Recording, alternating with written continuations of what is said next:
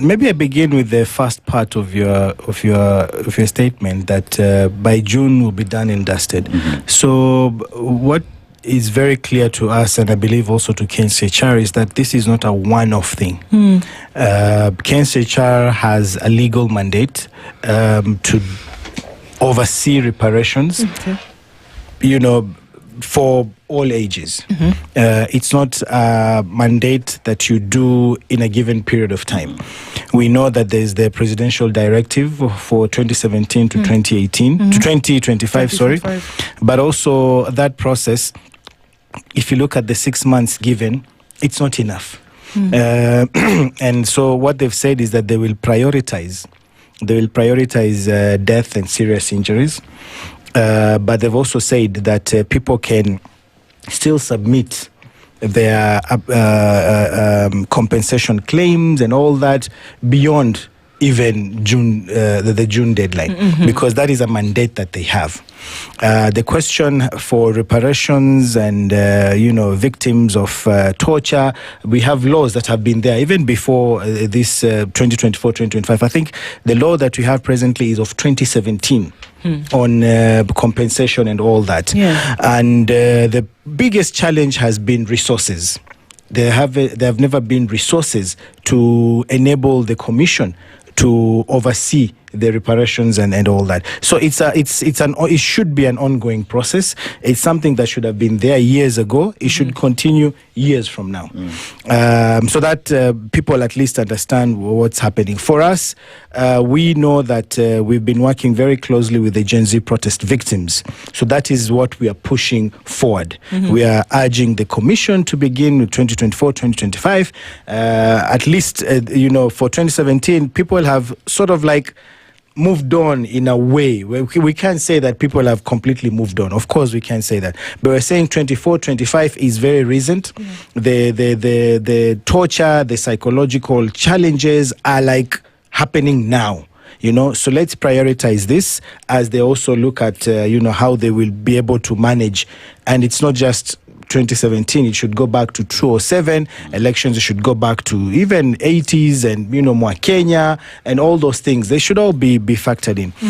When it comes to the issue of goons and Murkomen, Sijua Metoroka, I mean, we don't buy that. As human rights defenders, it's the same game, political games that are being played. They don't want to arrest these people. They know that they have to protect them. So how do you do that before Parliament? How do you do that? You can't tell them, we know where they are, but we've just not arrested. So the simplest, the easiest way is Wametoroka. They're out of our jurisdiction, because then what do? You can't do anything. So we feel it's part of the political machinations to defend those that are, the goons that are appearing to be siding with the state. The Osotsi guys, unaambiwa sijui, is it 12 or something? I don't know, they've arrested 14 who have run away. 14 are outside the country. Outside the country, and we said, this is unacceptable. If they're outside the country, that means you have the records. You know where they are. You know where they are. And it's not even that difficult. They've gone to Tanzania. You demand that Tanzania brings them back. It's not something that you're supposed to just now sit back and say, oh, they left the country. It can't be that easy for people to just get away. So the government knows what they're doing. We believe Murkomen understands what is happening. And we as human rights defenders believe they're shielding these goons who are responsible for what we are seeing, the mayhem we're seeing in the country. And let's call a spade a spade. Government, it has every power to rein in on these goons, but they're not doing that. Can we divorce presence of goons in the country from the police and the political class? Why do I say that? Because during the protest, we saw individuals with batons being escorted by police on police vehicles. We had individuals in the CBD saying that they were protecting their businesses with batons. Yet we had protesters who only had flags and water who were being beaten up by the police. I mean, there's a time when I was at rally where the president was along Naivasha Road, and immediately, like 200 meters from where the president was, there were goons who were stealing from the people.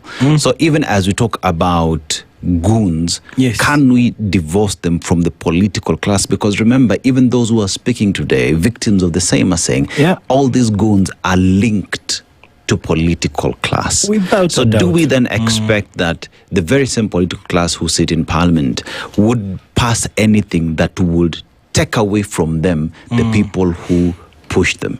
And it